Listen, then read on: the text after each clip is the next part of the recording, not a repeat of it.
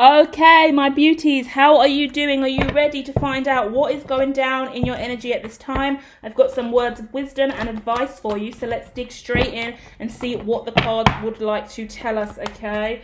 First card coming out, what do we need to know? Oh, the deck is a bit stuck. We haven't had this in a while. That means there's struggle in the throat chakra.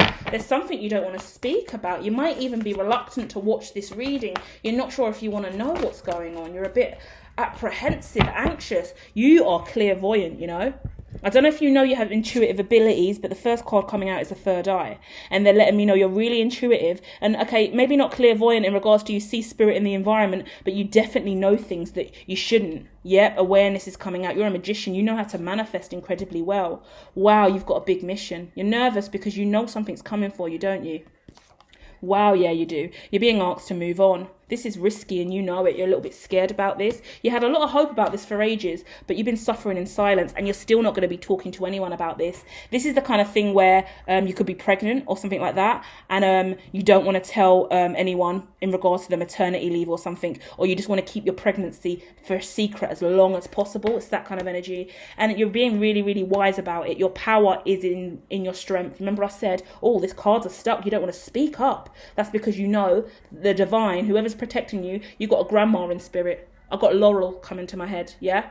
Some ancestors as well, some like Agatha, Annabelle, Annalise, yeah? Those kind of names are coming to me as well. They could be passed on loved ones watching over you. They're watching over your baby before she's born into spirit. Oh, I hope you know you're having a girl, because now I've just spilt the tea. Someone's having a girl. I don't think you know it's a girl yet. I feel like you're going to find out it's a girl next week when you go for your scan.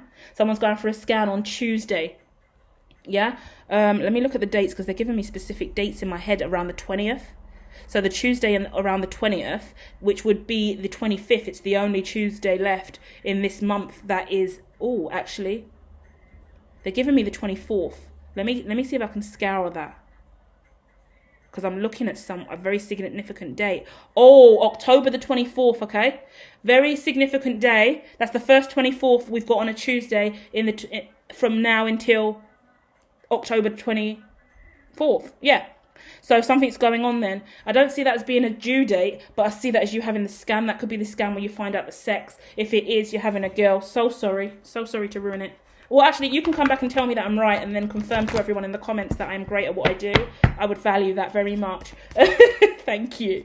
But yeah, you're having a girl, and oh, your partner's going to be excited, because I think your partner wants a girl more than anything else.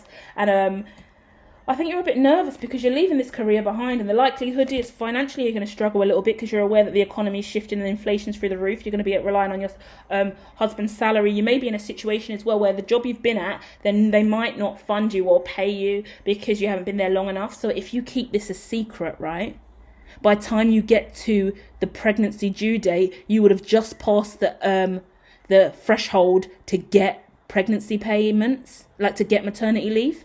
Like, it works like that sometimes, doesn't it? But then sometimes you're expected to come back to work afterwards and repay that, and you're worried about that because I feel like you're never going to want to return there. But don't worry, there's ways around that. Either way, this is a very auspicious reading. You've got your ancestors up there. You've got an aunt up there too. Your aunt and your grandma, I see them both, right? I keep getting Laurel, and then I get A names. I've got loads of A names. You might want to have your child with an A name. You might want to call your daughter Annabella or Agatha as a middle name after whoever this is. But Laurel's up there, right? And then I see her next to someone else. Really nice reading for whoever that is specifically. There's a little sadness I see inside of you as well, because you are really worried about moving forward and leaving this job behind and then speaking on it. I think you feel like everyone's going to judge you in the working environment. You could be pregnant by someone that you work with. You're not only leaving, they're leaving, both of you are leaving to once this baby comes, right? Or like you're going to be on maternity, he's going to be on paternity, and there's all rules and stuff around that. It's just irritating, isn't it? Yeah. But at the end of the day, this is destined, and you're getting away from something toxic because you haven't been happy in ages, and this child is going to save you. Oh, it's so lovely. This child is going to save you. It's like, I feel like there's this thought of someone calling you mummy that really makes you really emotional, because I just heard that in my head, and it's kind of like where you're at now in your life and all the worry that you have about this. Just think about the fact that 2-3 years from now, you're gonna have a little girl running around the house saying mummy, mummy, mummy all the time. And your life's going to be different, and you're not even going to have to work. I think you're going to be unemployed. I think you're going to be a stay-at-home mum, and I think you're going to love it. And I think you're going to be tending loads of baby groups and baby clubs and networking with mums in the local like community centres and children's centres and clubs and stuff like that. Even pubs I'm getting. So like, you know, where you get some parents that just take their kids to the pub, and you go to Sunday dinner with a pub, and the kids can come, like in Weatherspoons you can take kids in until 7 p.m. So if you're that kind of person who loves a good drink, you still, don't worry, yeah? I think your grandparent, like your nan and your aunt up there, they're laughing. Like, the only thing that bothers you about this pregnancy is the fact that you're not going to be able to drink. And then when you have the child, after the periods of breastfeeding, because you're not even really meant to drink while you're breastfeeding, you have to pump out all that wine out your breast before you start giving it to your child, or they're going to get drunk, supposedly. So, well, it's true, they will. So you're thinking, I'm not going to be able to drink for ages, I'm not going to have a good drink for ages. But once your child gets to 2, you, hubby, and your baby are at the pub again, like, and you're not alcoholics, you're not boozers. I'm not saying it in a negative way. So you're gonna have a nice, and go to the pub for a nice Sunday dinner while your kid's sitting there in the high chair having a nice glass of wine, and life will be blissful and at peace. Just, that's only 2.5 years away. Yeah, it's not that far, you know. So don't worry. 2 and a bit, 2 and a Q. Yeah, and there you are, living luxurious. You just got to wait. And yeah, there are jealous, envious people around you. Don't let it slip.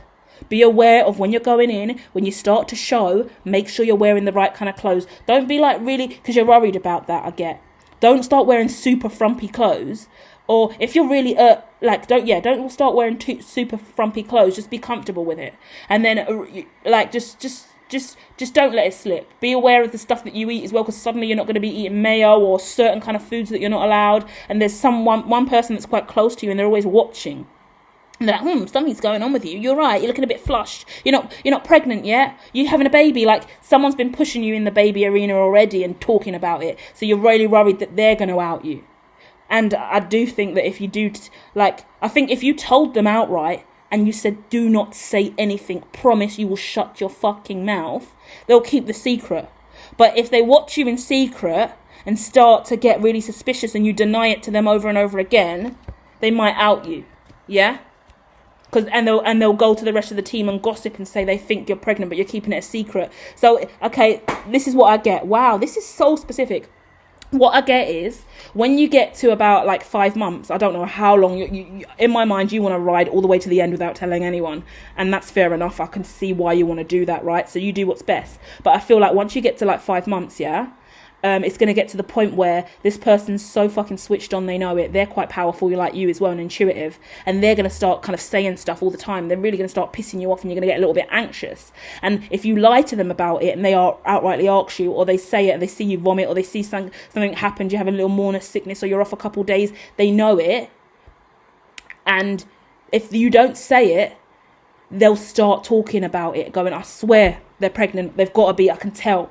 Because they're just having a conversation, saying what they believe in. They're not realizing it's true, and that they're going to affect you if they say it, because you want to keep it a secret for you. So for them, only them, you know who that one person is. They are a friend. You get on well with them at work. You wouldn't want them to know, but it gets to the point where when they start badgering you and it gets close, and we're in the 5-month range, just say, all right, I need to talk to you, right? Come here, shut the fuck up. Do not tell anyone. Promise me you're going to shut the fuck up. And then say, yes, I am pregnant. Yes, I need you to shut the fuck up about it. Yeah? And then you're going to be absolutely fine, and you'll make it all the way to your end of your pregnancy. You'll come out the other end. You'll fuck that job right off. You'll have a beautiful life in the future. Your husband might want to think about changing his career a little bit, trying to get a promotion, level up and shift around. I think that he has quite good investments, or whatever it is. Financially, you're pretty well off already. So, okay, maybe he doesn't. Maybe you both don't need to work. Maybe he works from home for a period of time. There's something good that he does that provides really good balance in your life. So he always will be the provider. And, give yourself... after those 2 years in the pregnancy, for you to be back at the pub drinking, having the best life you could ever imagine, right? Lucky you. So it's all right for some, innit? Hit the like, hit subscribe, and I'll be back soon with more. Bye.